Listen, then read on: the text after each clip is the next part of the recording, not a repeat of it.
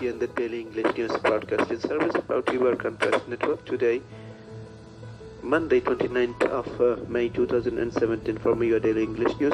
Host Mr. Sajid Silal, creating with you in Islamic greeting. Assalamu alaikum wa rahmatullahi wa barakatuh. APN Development Asia Summit to discuss innovations and policy updates for disaster resilience.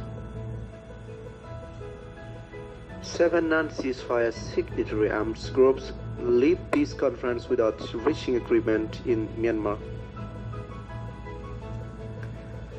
Myanmar must investigate army beating video rights groups. Faced with when Myanmar hardline Buddhist monks groups start changing their names. The details are as follows. There were 574 disasters reported around the globe, and around 108 million people have been affected. The vast majority, 92% of natural disasters, are due to the global warming. Out of 65.3 million displaced people around the world, over 14% are being hosted in Asia and the Pacific, according to the infographic created in time for the 3rd annual APN Development Asia Summit. To download the infographic, click here. Southeast Asia is a highly exposed area and particularly vulnerable to severe climate change. Dr. Ansha Srinivasan, Asian Development Bank.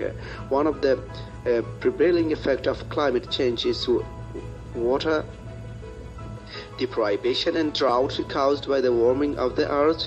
In Vietnam, over 2 million people, including 520,000 children and 1 million women, seek humanitarian assistance due to the El Nino induced drought. UNICEF 2016, 3/4 of those in need are women and children. The emergency response plan has prioritized health, WASH, food and nutrition for slightly more than one-half of the total funding required.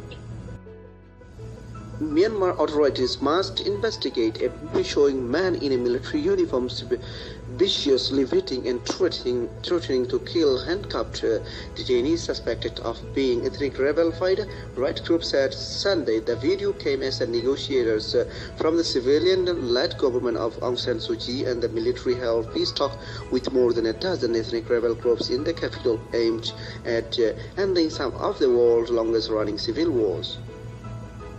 The unverified footage first surfaced on Facebook on Saturday morning and quickly went viral. It showed several men dressed in army uniform kicking 3 handcuffed men in civilian clothes, part of the wider groups of people detained outside some rural houses.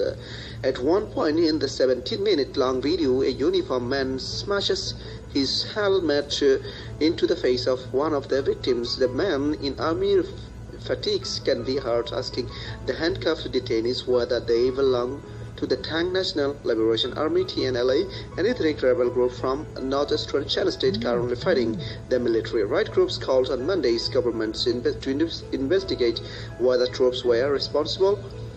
"We are gravely concerned about the men who were savagely beaten in this video," said Matthew Smith from Fortify Rights. The Myanmar authorities should take urgent actions to protect the lives of these men. Human Rights Watch and Amnesty International also called for an investigation. 7 Northern Alliance non-ceasefire signatory arms groups have left the second meeting of 21st Century Penglong Peace Conference on Saturday for home, one day before the end of the conference in Myanmar, without reaching the agreement. However, the arms groups accepted the idea of going through further dialogue. U Zote, Director General of the Office of the State Councillor's Office, told the press late on the day, and Ben La, Vice Chairman of the Kachin Independence Organization (KIO), who was hosted by State Councillor Aung San Suu Kyi in her residence, also told the press that the KIO will soon hold further talk with the government. The 7 Northern Alliance arms groups who attended the opening ceremony of the peace conference in Naypyidaw on Wednesday referred to the United Wa State Army, the UWSA Kachin Independence Organization (KIO), Chan in State Progressive Party (SSPP), North and Mongolia National Democratic Alliance Army NDAA, Tang National Liberation Army TNLA, Kokang Myanmar's National Democratic Alliance Army MNDAA, and Arkhan Army AA.